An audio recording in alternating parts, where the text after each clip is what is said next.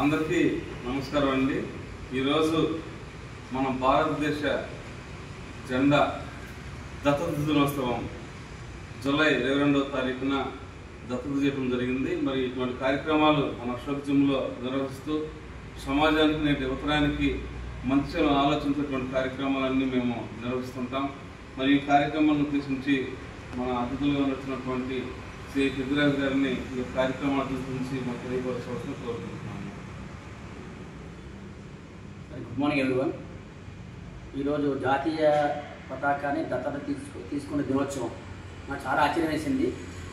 మనం చదువుకునే రోజుల్లో జీకే పర్పస్ మీద మాత్రమే జూలై 22వ తారీఖు 1947లో జెండాని మన భారత రాజ్యాంగం నుంచి వెంగళ వెంకయ్య గారు రూపొందించిన తర్వాత మనం తీసుకున్నట్టుగా చెప్పబడుతుంది.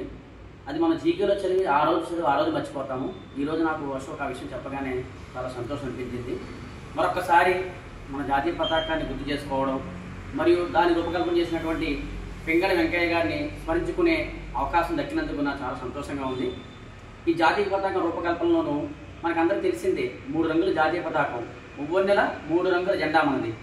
ఇందులో కాషాయ రంగు అనేది త్యాగాన్ని తెలియపరుస్తుంది, తెలుపు రంగు అనేది శాంతి తెలియపరుస్తుంది, ఆకుపచ్చ రంగు పాడి పంటను తెలియపరుస్తుంది. అదేవిధంగా మధ్యలో ఉన్నటువంటి అశోక చక్రం అనేది సారనాథ్ తోపు నుంచి తీసుకోవడం జరిగింది. ఇది త్యాగానికి, ధర్మానికి, న్యాయానికి తెలియపరుస్తుంది. ఈ విధమైనటువంటి జాతీయ పతాకాన్ని రూపొందించడంలో ఎందరో మహానుభావుల యొక్క త్యాగ నిరత అనేది స్ఫూర్తికి మనకు అవకాశం అవుతుంది. ఇటువంటి కార్యక్రమాలు మనతో కాకుండా మన భావితరాల వారికి అందించాలనే గొప్ప ఉద్దేశంతో ఈ అశోక్ అన్న ఈ జిమ్లో మనకి కార్యక్రమాన్ని కండక్ట్ చేయడం జరిగింది. ఈ విధంగా ఈ కార్యక్రమాలు, ఇటువంటి కార్యక్రమాలు, దేశభక్తి కార్యక్రమాలు, అదేవిధంగా సేవా కార్యక్రమాలు చేయడంలో అశోక్ ముందుంటాడనడంలో చెప్పగానే చెప్తున్నాను. ఇటువంటి చక్కని కార్యక్రమాన్ని కండక్ట్ చేసినందుకు, అదేవిధంగా జిమ్లో ఉన్నటువంటి సభ్యులందరినీ గ్యాదర్ చేసినందుకు అశోక్కి మరొకసారి ధన్యవాదాలు తెలియజేసుకుంటూ, నాకు అవకాశం ఇచ్చినందుకు మరొకసారి ధన్యవాదాలు తెలియజేసుకుంటూ ముగిస్తున్నాను.